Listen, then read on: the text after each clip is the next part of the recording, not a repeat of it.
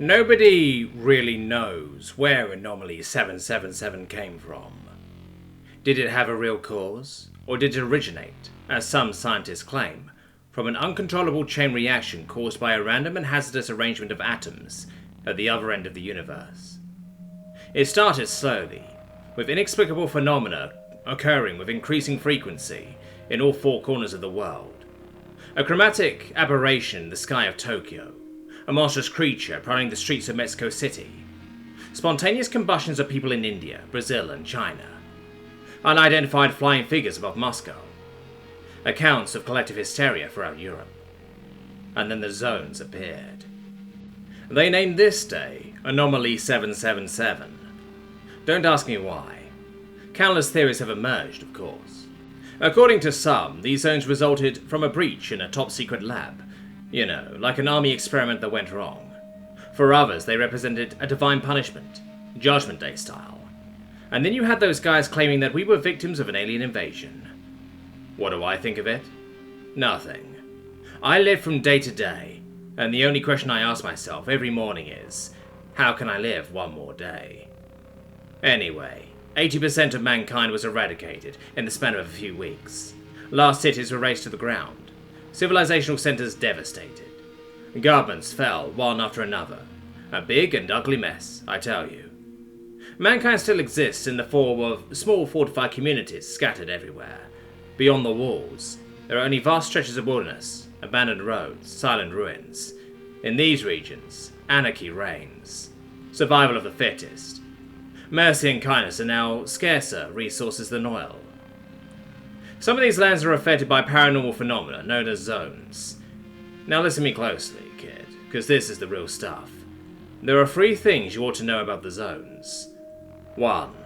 They are mobile, and there is no reliable way to determine their trajectories, even if there are warning signs of an imminent arrival of a zone on your position.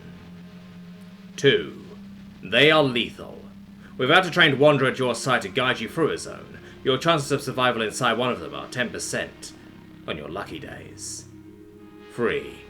They are multiplying, constantly, without us being able to stop their propagation. One day there won't be a single square centimetre left on Earth that isn't occupied by a zone, and there's nothing we can do about it. Origin. Average. You're among those who are impacted the hardest. The average citizen whose life collapsed during Anomaly 777. For you, nothing would ever be the same. What did you lose when hell fell on Earth? Some have lost their homes, others their families. Some have even lost their humanity. Officer. As a cop, you were on the front line when hell let loose, and mayhem took over the cities. The horrors you witnessed in the first days of the cataclysm will probably haunt you for the rest of your life. Horrors that you have seen, but also horrors that you have committed. How do you live with it? Soldier. On that day, all the training you underwent, all the long military preparation you went through, all of it, amounted to nothing. It wasn't like in a movie. The things you were sent to fight, well, no one had any idea how to fight them. Not you, not your commander, no one. So you learned how to adapt. Elite. You thought that such a scenario could not happen. It did happen. You thought your status and wealth would protect you. They didn't. You thought it would only be temporary. It won't. So, faced with the cold and brutal reality, you abandoned what you were.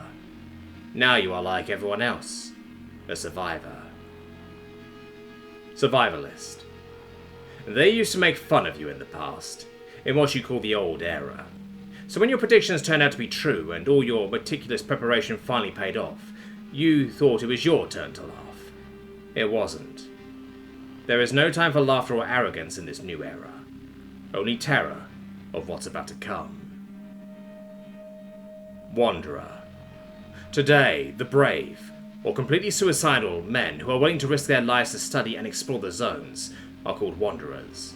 They are paid to ensure communication between the various human communities, escort merchant caravans or important convoys, or are sent on rescue missions in the heart of the most dangerous anomalies. Pick one way you join the Order of the Wanderers. Noticed. You met a wanderer on one of his missions. For one reason or another, he detected something in you. an unexploited potential that could be put to the service of mankind. He then took you under his wing, and you spent 1 or 2 years at his side, during which he was your mentor, and taught you the trade. Volunteered. In some communities there are outposts of the Order where they train their new recruits. When a convoy of wanderers passed through your shelter, you seized the opportunity and enlisted. Perhaps you did it out of real conviction, or perhaps because you were tired of living. Now you are one of them. Self-taught. You are one of those freaks who live outside the fortified communities, in small nomadic groups or on their own. People like you acquire skills and experience of survival in the zones that rival those of the most seasoned wanderers. When they offered you the chance of joining them, you accepted. For you, that kind of job is just daily routine. Conscripted. A common way for most communities to get rid of their undesirable elements and criminals is to turn them over to the Order, where they are used as baits or human shields by the Wanderers. You have accomplished such impressive feats of arms, however, that they decided one day to make you an official member. Methodology. When you feel the air around you changing slightly in texture and taste, stop and look around.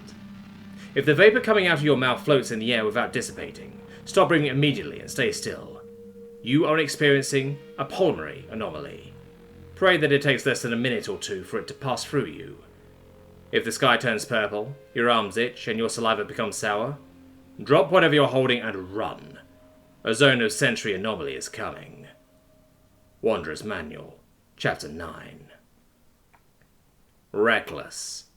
You are brave beyond reason, and it is in the most dangerous and inextricable situations that you are at your best.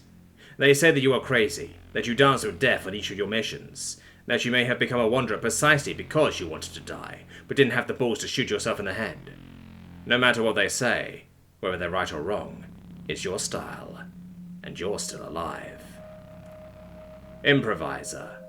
On mission, you are more flexible than most wanderers, and you tend to favour adaptation on the field, more than the long and tedious planning of your itineraries. This does not mean that you are a daredevil, but that you are more effective when you are on the lookout for the smallest element in your environment to solve a tricky situation. Sometimes adrenaline is good to boost your cognitive abilities. Careful. You tend to be a cautious and observant wanderer, acting only when you are sure that the risk is minimal. You despise the hotheads of the Order, and consider them to be fools who run straight to their death, just for the glory of it. But there is no glory in dying an atrocious death in an anomaly. On mission you move slowly, but at least you know what you're stepping in, and it's rare for you to fall into a trap. By the book. On a mission you follow the rules to the letter. You have memorized the innumerable verses of the Wanderer's Manual, and can recite every sentence of it. You are extremely careful and meticulous in every single one of your moves, plan your excursions down to the last detail, and act like a robot, following the instructions compiled in the manual in every possible situation. This book is your shield, as well as your weapon. Attributes. Oh, you met Bobby Butcher Willis? Not a pretty sight, eh? They tell a whole bunch of stories about this guy, and every one of his scars is a fucking saga. And you know what? You'd be surprised how many of them are true. Wanderer Jack Brown to a rookie. Experience. Experience is a gauge from 1 to 7. It starts initially at 1. You can add as many points to your experience as you want, until 7, but for each point added to your experience, subtract 1 from either mind or body. Experience represents how talented you are as a wanderer, and how seasoned you are as an agent of the Order. Each point of experience symbolizes several years in the field. 1. Still a rookie by the Order's standards. 2 or 3. You're deemed reliable and resourceful. 4. Veteran. Not many survive that long. 5. You're like a Swiss Army knife when it comes to skills. 6. You face about everything the zones can throw at you. 7. At this point, you're more a legend than a man. Mind. Mind is a gauge from 0 to 4. It starts initially at 4. For any point you add to your experience, you have to subtract 1 from either your mind or body. Mind represents both your will and your sanity, something pretty rare among wanderers. Each point subtracted from this attribute represents the mental toll that your career as a wanderer has taken on your psyche, as well as your soul. 4. Your brain is still relatively intact. 3. Years in the field have left you with some traumas. 2. How long has it been since you have been able to sleep at night? 1. The horrors you have faced have mutilated your soul, to the point of cracking your very humanity. You're dead inside. 0. You're but the hollow shell of a man now. Body. Body is a gauge from 0 to 4. It starts initially at 4. For any point you add to your experience, you have to subtract 1 from either your mind or body. Body represents how fit you are and how healthy your body is. Each point subtracted from this attribute represents the physical toll that your career as a wanderer has taken on your flesh, your skin, your bones, and your face. 4. Your body is still free of any stigma. 3. You have received a lot of wounds and scars that tell a lot about your story. 2. You can no longer count your injuries. 1. Pain and physical decline are now part of your daily life. You have had to adapt to survive. 0. It is hard to recognize the man you once were, considering how much your excursions in the zones have marked you physically. Skills. Getting out of a single zone is hard enough, but surviving in an aggregation of several different zones in the same geographical spot is on a whole other league. This phenomenon is called a vortex, and is considered to be the worst thing that can happen to a wanderer. The level of a vortex represents the number of different zones superimposed simultaneously in the same area. For the record, the highest level of vortex from which a wanderer has managed to escape alive is 3, and in the entire history of the Order, only 1 man has managed to accomplish this feat. What happened to San Francisco? Well, imagine a vortex the size of a megalopolis popping in the center of a city. Now raise this level to 5.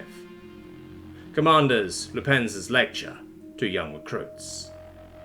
Pick as many skills as your level of experience. Light sleep. A particularly useful and vital talent for a wanderer. Even when you sleep, part of your brain remains awake to warn you and wake you up at the slightest suspicious noise. Visual acuity. Incompatible with blind. You have excellent eyes. Not only do you see far farther than the average, but you are also able to detect minute details in your surroundings. Marksman. You're a sharpshooter, regardless of the type of weapon. When you take your time to aim well, you are able to hit a tiny target at an impressive distance, even in the middle of a storm. Reaction time. You have feline reflexes. Whether you throw yourself to the ground to dodge a projectile or manage to shoot at a fast-moving target, your reaction time is much shorter than average. Close combat. You are a close combat specialist, either with bare hands, with which you can kill a man easily, or with weapons. Your blade can open a throat as fast as lightning. Parkour. Whether it's running through the forest without tripping over anything, jumping from rooftop to rooftop in an urban environment, or climbing buildings or cliffs, you're in your element. Stealth. You're an expert in infiltration in urban, forest, or mountainous environments. You know how to exploit your surroundings to conceal your presence or move in perfect silence. Synergy. Your specialty is teamwork. No matter who's fighting alongside you, you adapt immediately and adopt a perfect synergy, as if you were sharing your senses with your comrades. Memory. You have an idyllic memory. No matter what you see, hear, or read, the information remains engraved in your mind, and you can refer to it at any time. You learn at ultra-high speed. Hearing acuity. Incompatible with death. Your hearing sense is second to none. It is almost impossible to catch you off guard, because you can locate the slightest enemy around you through sound. Dexterity. Your eye-hand coordination is particularly high. When it comes to picking locks, disarming traps, or handling explosives, few people are as good as you are. Combat medic. Some wanderers have solid medical knowledge, especially when it comes to applying first aid in the field with very little means. You're one of them. You can stitch up your wounds in the blink of an eye. Stamina. It is said that humans are distinguished from other animals by their endurance. This is even true with you. You can run for hours on end without losing your breath. Thermoception. You have spent so much time outdoors that extreme temperatures leave you indifferent. You feel comfortable even in the coldest of temperatures. Tough. You're tough as a nail. Knocking you out is quite a feat, and your pain tolerance is far above average. You can temporarily ignore the pain of the most severe and bloody wounds. Apnea. You're a top-tier apneist and can hold your breath for about 10 minutes. Very useful when you have to swim underwater or go through an area where the air is toxic. Food finder. Not only are you able to cook with few tools and find sources of drinking water in any environment, but you are also a living encyclopedia when it comes to knowing what is edible and what is not. Iron stomach. Years on the outside have made your immune system an impenetrable barrier. You have no fear of disease, and even most venoms or plant toxins leave you indifferent. Traumas. The voices! The voices! Please make them stop! Anonymous wanderer after a mission. Pick as many traumas as points you have subtracted from your mind. For example, if your mind is now at 1, pick 3 traumas. Nightmares. It's been a long time since you've had a peaceful night's sleep. Every time you fall asleep, you go back, in a dream, to the place that traumatized you, and relive all the scenes. You can't escape from it. And every morning you wake up shaking, soaked in sweat, and as exhausted as if you hadn't slept. Depression. Something inside you is broken. You no longer see the future in the same way. That glimmer of hope inside you has faded away. Thinking about death has become particularly recurrent in you, even constant. Sometimes you look at your gun and are tempted to put an end to all of this. Rampage. It doesn't take much to trigger a crisis. A sound reminiscent of what you've been through, a scream, the vision of a familiar place, and your brain shuts off. For a few moments you are back there, to hell. When you come back to your senses, there is usually only blood and corpses around you. Friends and foes. Dark. When you came back from this mission, everyone understood that you would no longer be the same. You stopped talking to your comrades or even looking at anyone. You locked yourself up inside you, like a wounded beast. The gloomy aura you give off now scares everyone away. You're alone. Alcoholism. It didn't take you long to fall into drinking.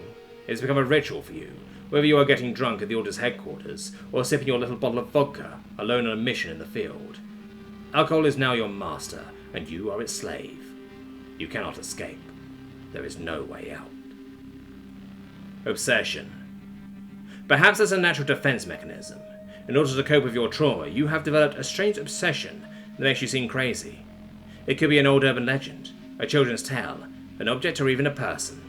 Either way, you take foolish risks to satisfy your obsession, and even eating and sleeping it becomes secondary. Panic. Your panic attacks can occur at any time, even in the middle of an expedition. You begin to hyperventilate, to feel your legs shaking. You no longer hear anything. You curl up and start shaking intensely, unable to breathe. This can last several long minutes, during which your brain refuses to face the world around you. Madness. People sometimes hear you giggling alone and talking to yourself, or even chatting with your weapon, as if it were a person. It's been a while since your mind took refuge in madness to cope with the outside world. In a way, you may be happier now than you were before. Hallucinations. Before your eyes, the slightest shadow, the slightest strange shape in the distance can become a mirage that seems incredibly real. It can be the reappearance of a missing person, or a terrifying figure that comes straight out of your most traumatic memories. One day, you won't be able to tell them apart from reality. Voices. The voices are always there, somewhere in a corner of your mind. You have learned to accept their existence and live with them, but there are days when they become more insistent. They whisper horrible things to you, or give you strange orders. Will you obey their instructions? Impairments. France has never been a better sniper than since he lost both of his eyes on a mission. Guess he's not lying when he says that losing his sight helped him to open his third eye. Anonymous wanderer about a colleague. Pick as many impairments as points you have subtracted from your body. For example, if your body is now at 3, pick 1 impairment. 2 light impairments allowed maximum. Scar. Light. A hideous scar on your face, making you look particularly scary, or running along your body. What story is hidden behind this wound? Mutilation. Light. Missing extremities, torn or cut by something. It could be an ear, fingers, half your nose. Depending on what it is, it can be more or less of a handicap. One-eyed. Light. One eye missing, right or left. Your depth perception will remain impaired, even with training, but some have experienced worse, and have adapted. Disfigured. Heavy. Your face carries heavy damage that makes you look disgusting, whether it is third-degree burns, covered with horrible scars, or ravaged by disease. Amputee. Heavy. You have lost one of your limbs on a mission. Maybe it is an arm, and you had to adapt your fighting style, or maybe it is a leg, and you are now wearing a prosthesis. Blind. Heavy. You have lost your sense of sight, either because your eyes have been gouged out or damaged, or because an anomaly has simply stolen your vision. Mute. Light. Whether it is because your throat or vocal cords have been damaged, your tongue has been mutilated, this injury has permanently silenced you. Old wound. Light. This wound has long since healed, but it still bothers you, and a phantom pain persists where you were hurt. At least, you can hide it under your clothes. Mutation. Light. An anomaly has left you with a cruel souvenir in the form of a mutation. For example, scales on your arms, or black veins. This causes many communities to reject you. Sick. Heavy. It began with a chest pain, and then you started coughing up blood. A disease is consuming you, and you still don't know if it will get worse. Deaf. Heavy. You have lost your hearing during an expedition, probably due to an anomaly. This is a serious handicap for a wanderer. You cannot hear danger approaching. Ethereal. Heavy. You have been marked by a zone. From now on, it will follow you wherever you go. Oh, it doesn't move very fast, but it is tireless, and that forces you to keep moving all the time. The old world is dead, Jim. That doesn't mean it stays down, though. Paris is still the city of light, visible for miles in the vast zone that half of France has become. A spectacular swirl of colour, they say. A beacon in the gloom. That was in the first weeks of the cataclysm. We needed to know what was going on, so we sent someone for a reconnaissance mission. A Rockwell took to the night to find out what had happened, and why they had cut communication with us.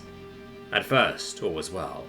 Yet as the aircraft closed in, the pilot grew less and less talkative until he was entirely silent.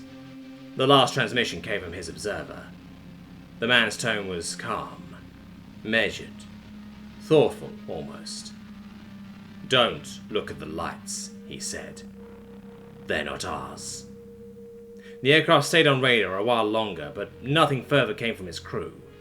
We declared it MIA and stopped our investigations. You understand? Paris blazes on, Jim. The City of Lights. Now and forever.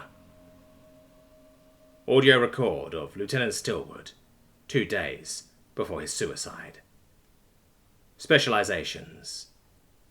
Wanderers wear badges that indicate their rank within the Order, as well as the types of zone in which they specialize. There are many families, categories, and subcategories of zones, too many to count. It is therefore necessary for a wanderer to specialize in a few main types of zones, which he will study in depth. Pick 3 types of zones you're specialized in. You can trade a skill for the possibility to pick a 4th specialization. Spatial anomaly. Ever seen the spatial singularity swallow a guy and transfer 95% of his body 20 meters away, while his lungs have never stayed in place? Yeah, me neither. But there are those guys from the 6th Squad who specialize in rescue missions in zones of spatial anomaly, and man, the stories they tell, it'll send a chill through your spine. Biological anomaly. Your blood boiling, your veins doubling in volume. Clear signs that you have entered a zone of biological anomaly. Seasoned wanderers know exactly which route to take to get away with minor symptoms such as a headache. But one wrong step, one miscalculated movement, and you will feel your intestines coming out of your mouth at Mach 3 speed. Yes, it did happen. Gravitational anomaly. Not interested in what I'm saying? Think that zones of gravitational anomaly ain't that scary? Tell that to those who lived in Toronto, when a zone like this dropped on them. When the skyscrapers started flying, and the gravitational constant holding their molecular structure in place called one too many zeros. So, gonna listen to me now. Geometric anomaly. It is when you step into a building surrounded by a geometric anomaly that you realize how secure our good old Euclidean geometry is. I experienced it once. Square rooms with 9 sides, parallel lines crossing each other an infinite number of times, a fucking wardrobe hiding a category 4 geometric paradox. We've lost 3 guys that day. Nightmarish anomaly. Real bitches, these zones. They go digging into your fucking subconscious, extracting your deepest fears and phobias. They give them life. It doesn't matter how tough you are when you walk down a corridor and run into the cartoon monster that traumatized you as a kid. Or that uncle who used to caress you where... no. That's personal. Sensory anomaly. The effects can range from harmless things, like temporary hearing alteration or a sight distortion of your field of vision, to sensory aberrations so extreme that your brain simply decides to shut down. Some speak of smells from another world, of impossible colours, of paradoxical sounds. Human brain isn't made to deal with this stuff. Geological anomaly. It was when I felt the ground trembling beneath my feet, and a rumble coming up from the depths of the earth, that I understood that the ground had become sentient. We had just walked into a goddamn zone of geological anomaly, and we weren't prepared for that at all. Yes, and that was the day I lost my legs. Yes, my 2 colleagues got far worse. Gaseous anomaly. Yeah, and that was when Hey, shut up guys. Look at that. Isn't the air getting thicker? Oh fuck, put on your fucking masks! Alright, stop crying, rookie. We're not dead. Not yet. We still have a few minutes before this thing in the air starts dissolving our suits. In my language, it means start running. Okay? Mechanical anomaly. When you enter a zone of mechanical anomaly, the worst thing is not seeing an abandoned car graying tentacles of wires and rusting metal. The worst isn't to see its hood open on a maw of steel fangs dripping with oil either. The worst thing is to hear it speak, calling you by your name, and describing with obvious pleasure the torments it is going to inflict on you. Zootopic anomaly. If you wonder why so many strange and terrifying creatures have been roaming the abandoned regions of the outside since Anomaly 777, it's because the zones of zootopic anomaly are among the most common and the most mobile. Any animal caught inside will instantly mutate and turn into something straight out of your worst nightmares. Collective anomaly. There is nothing more insidious than this kind of zone, fucking with your brain and perceptions. There was a community nearby, New Hope Hill or something like that was hit by one. This thing rearranged the neural connections of the inhabitants to establish a direct link between sexual pleasure and cannibalism, and it sure made them fucking horny. Energetic anomaly. It was 2 years ago. Still haunts me. We entered this abandoned village, and this is where a zone dropped on us. The energetic kind, that suddenly makes any piece of wood as radioactive as a fucking nuclear core. I swear, the screams. When their flesh melted on their bones. I don't know why it didn't do shit to me. I guess the zone was just toying with me. Dimensional anomaly. Formally, dimensional anomalies are all identical. A portal to somewhere else. The portal itself can take many shapes, often very mundane. The half-open door of a house, the end of a corridor, a puddle of water. The destination, on the other hand, is always a surprise. A bad one, that is. To be clear, losing a guy in a portal is not a big deal. What we fear is what might come from the other side. Temporal anomaly. The size of a zone of temporal anomaly doesn't really matter, because the course of time no longer makes any sense there. You could walk through an anomaly the size of Texas in the space of a second, or get stuck in a chronological loop no bigger than your living room, and come out of it 30 years later, if you ever come out at all. Submarine anomaly. I'm telling you, the guys in the Coral Division, who work in the zones of submarine anomaly, they've got some balls. You won't see many wanderers willing to venture into this kind of zone. What you're likely to come across in the depths is scary. Not big fishes, we're talking Cthulhu-like shit, and worse. You know what happened to Honolulu? No? Good. You don't want to. Sepulchral Anomaly. A sepulchral anomaly is a particularly profound spiritual singularity. This goes far beyond what science is capable of explaining. I mean, where there were still scientific organizations and stuff like that. One thing is sure, though. When you step into one of them, you're dancing in a world that is not quite that of the dead, nor that of the living, either. Equipment. Alright, boys, hear me out. This gun is your best friend. You will learn to love it more than your mother, more than your dog, more than your fucking cock. I know what you're thinking. The Wanderer's Manual says that most things you come across in the zones are almost insensitive to this kind of toy. You'd be right to think that, because doubting this book is the most stupid thing you could do. There is one thing, however, in which this gun excels. Help you escape. Wanderer Guardman pulls the gun barrel on his temple, and mimics the gesture of pulling the trigger. When you are confronted with your first nightmarish anomaly, you will be happy to have this way out. Wanderer Guardman to his 3 disciples before their first expedition in the outside. Pick either 1 Tier 2 gear, or 1 Tier 1 gear and 1 paranormal tool. You can trade a skill for the possibility to pick 1 Tier 2 gear and 1 paranormal tool. Ptolemy. The Ptolemy gear is a Wanderer's versatile and practical equipment, consisting of a classic military suit, a large backpack, a cap or a hood, and thick boots. It is adapted for long walks and crossing almost any type of environment. Tier 1. This tier comes with a small caliber pistol, a hunting rifle, and a military knife, as well as a basic kit, flashlight, shovel, sleeping bag, etc. Tier 2. This tier has night vision goggles, water filtering equipment, as well as better class weapons, such as a larger caliber pistol and assault rifle. Data gun. This gear is better suited to infiltration and missions requiring high mobility and optimal discretion.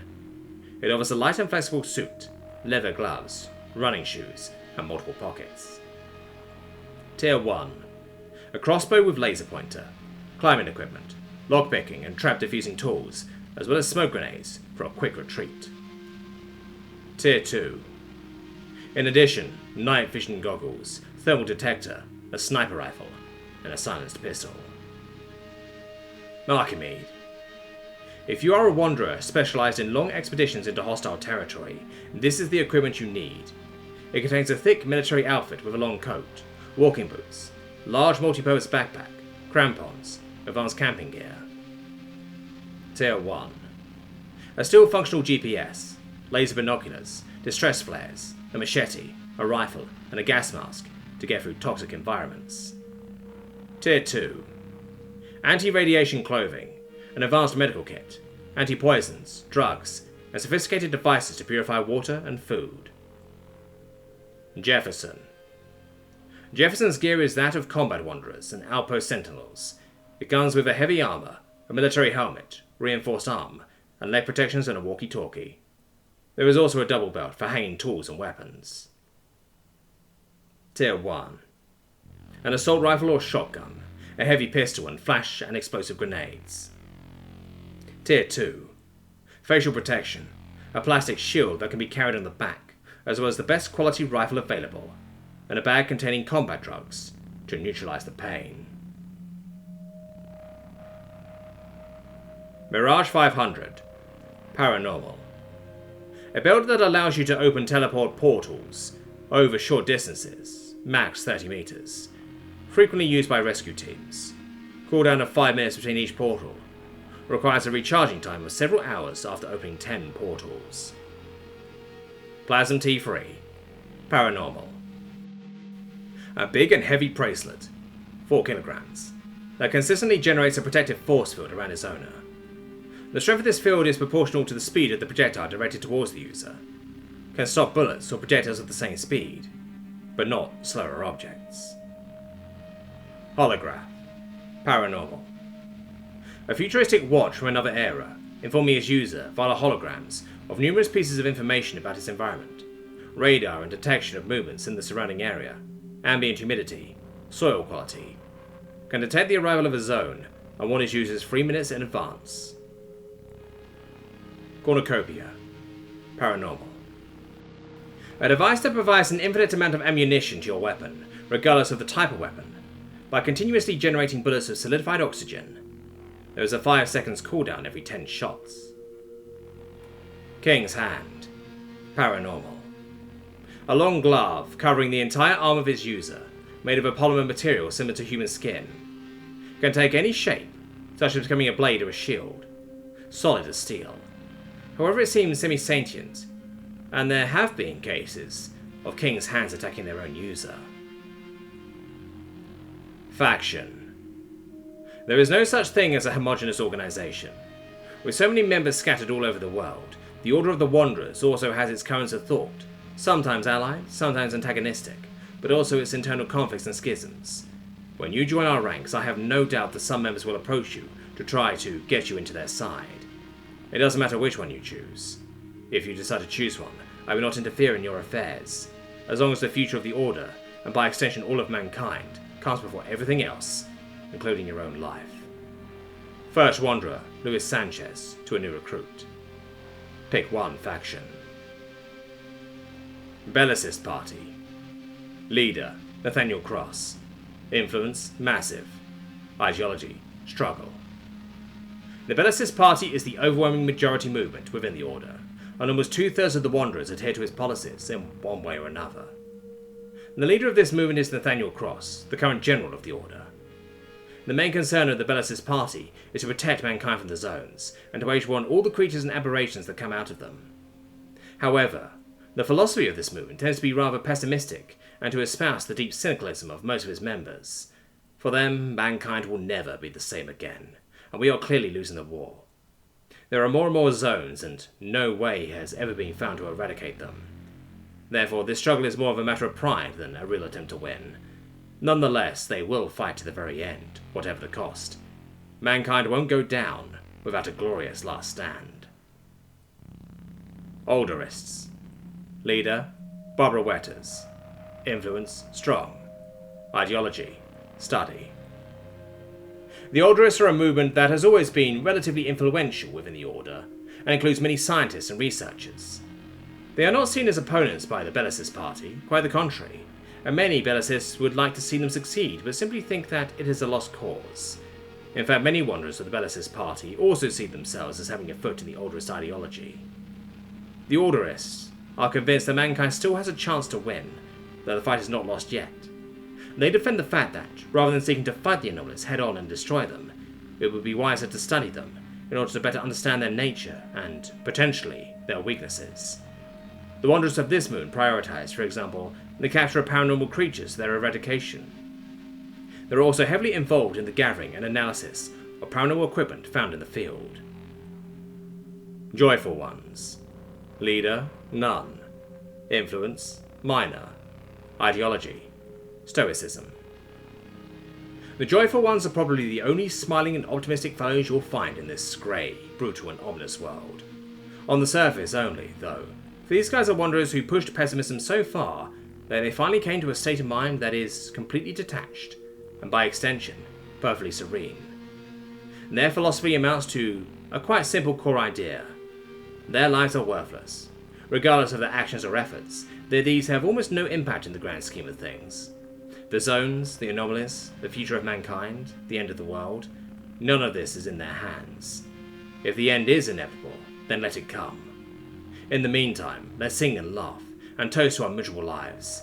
Yes, the Joyful Ones gave up the fight. Some are still fighting out of principle, but for them, the war against the outside is not their concern anymore. Alia Jacta Est. Disciples of the Eye. Leader, Father Greenbeard. Influence, minor. Ideology, worship. This religious sect was born quite late, a few years after Anomaly 777, after a wanderer, whose name is not known, claimed to have had a vision in his sleep of an eye god. The message that this god would have delivered to him, on behalf of the zones, would be a message of friendship, even fraternity, between humans and anomalies. According to him, the only way for mankind to recover would be to walk hand in hand with the anomalies and to stop fighting them, to finally treat them with respect. Nowadays, the Disciple of the Eye are considered a small group of half-crazed but harmless fanatics, despised by the other Wanderers. If these fools want to hug monstrous creatures and get eaten, that's their business. Let them follow the delirious preachings of this prophet they call Father Greenbeard. Does he even exist? It seems that no one has ever seen him, and ignore them. Well, this is the official message delivered by the Order's leadership.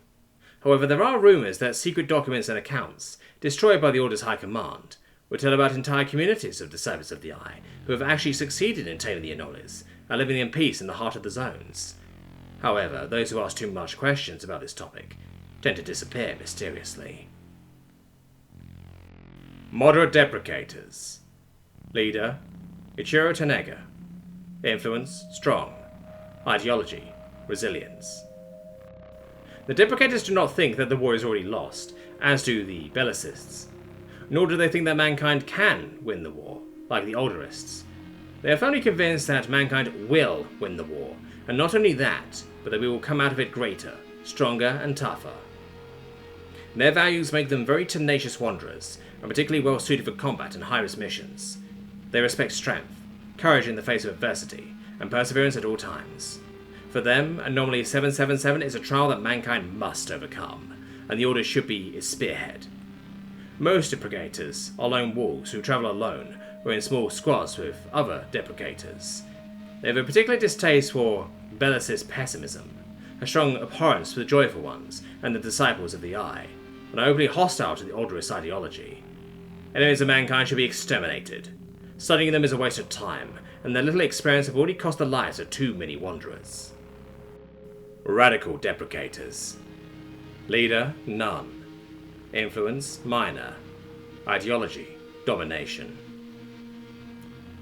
Radical Deprecators are extremists from the Deprecator movement who have taken the logic of their ideology much further than others. They see Anomaly 777 not only as a trial to be overcome, but as a blessing, which came to destroy the weak and degenerate society of the past so that the strong men of tomorrow could build a new one on healthier foundations. Of course, they see themselves as these strong men, and the law they intend to impose in an ideal post-anomaly society is simple: the law of the strongest. The weak must obey and stay in their place. Radical Deprecators are extremely hostile to the current leadership of the Order, which is predominantly Bellicist. They would like to overthrow the rulers in order to establish their own and turn the Order into a conquering force, ready to reconquer the world. The agents of this faction are closely watched by the leaders of the Order, and are considered as a moderate threat that could become much more dangerous in the future. However, the overwhelming majority of Wanderers do not like Radical Deprecators and avoid them. As a result, they are ostracized within the Order and have little support, even from the moderate Deprecators. Vandals. Leader, High Master George. Influence, strong. Ideology, justice.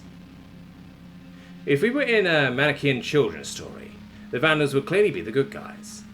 Initially, they were only a small group of wanderers, revolted by the horrors of the anarchy that followed Anomaly 777. People killing each other for a bit of food, gangs of raiders scouring the roads and attacking the innocent, communities falling back into barbarism and practicing human sacrifice. Mankind itself has claimed more victims in recent years than all the zones put together. So these wanderers formed a small group of vigilantes, going to enforce the order and laws of the past in today's world. It only took a few months for their reputation to spread across the continent, and for their factions to become a minor force within the Order, with as many members as the Orderists.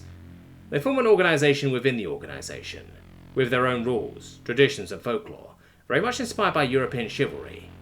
New members are knighted by an old member. The hierarchy follows the same standards as the Knights Templar, and they use the word quest for every wanderer who goes on a mission. Adepts of the Ostracines. Leader, Margraf Loon. Influence, minor. Ideology, transcendency. For the adepts of Ostracines, the zones and anomalies prove something decisive. The science of the past did not know much about our universe, and the forces of the paranormal that were once discredited as mere science fiction do exist. Rather than calling it anomalies, the adepts call it magic. They form a small circle of wanderers, some of whom, rumour has it, secretly belong to the highest ranks of the Order, who are convinced that human beings can still evolve, and that in their next stage of evolution, they themselves will be able to manipulate magic and produce anomalies. As a result, members of this faction are working to develop supernatural abilities in the Wanderers. They are interested in telekinesis, telepathy, cell regeneration. Their philosophy attracts many mutated Wanderers who feel persecuted and rejected by their peers. Among the adepts of the Ostracines, they finally feel like privileged beings and not disgusting monsters. Pwntatochip. Leader unknown. Influence unknown. Ideology status quo. For many Wanderers, the Pwntatochip is an urban legend, a tale invented by Wanderers to frighten young recruits or to explain certain mysterious events taking place within the Order. But the most knowledgeable or insightful veterans know that the Pwntatochip is real. No one knows how to join their ranks, however. In fact, no one knows anything about them, apart from a few fragments of information that are more the result of rumours whispered here and there than actual facts. Unlike most other movements within the Order, Pwntatochip is not interested in any political, ideological, or societal change. It is the opposite. They seek to keep the world, and the Order, in the state it is in at the moment. They want the Bellicist Party to remain the majority movement. They want factions such as the Orderists or the Deprecators to counterbalance the power in place. They want the zones to remain at danger, and for the Order to continue to fight them. Why? What are their motivations? What is their ultimate goal? No one knows. But anyone who is a menace to the status quo between mankind and the outside is their enemy, and it is said that they have already removed a very large number of Wanderers whose actions went against their philosophy, including very high-ranking and very well-protected Wanderers. If they want you in their ranks, they will contact you. Unaligned. Leader. Yourself. Influence. None. Ideology. Your own. Like most Wanderers, perhaps you want to stay out of this internal interfaction war. Or maybe you simply don't care about any of their philosophies, or feel that none of them are worth defending. Perhaps you want to create your own movement within the Order, and become yourself a force to reckon with. Well, no one is going to force you to join anymore. Most factions will leave you alone, as long as you don't attack them and do your job as a Wanderer. But if you decide to play solo, know that no one will help you or defend you when you get into trouble. Being a lone wolf has its advantages, and for some, freedom is priceless. But there is a reason why most predators hunt in packs. Sometimes it's good to know that other Wanderers are watching your back, and that you have a new family within the Order to rely on. Wanderers. Your work is hard and ungrateful. In all probability, most of the men lined up in front of me will be dead in a few months. A dirty, painful, undignified death. History books will not mention your names or your deeds. For the rest of mankind, your actions will be forgotten. But not for the Order. Wanderers do not forget. Yes, it is hard and ungrateful work, but someone has to do it. Someone has to do it. Nathaniel Cross.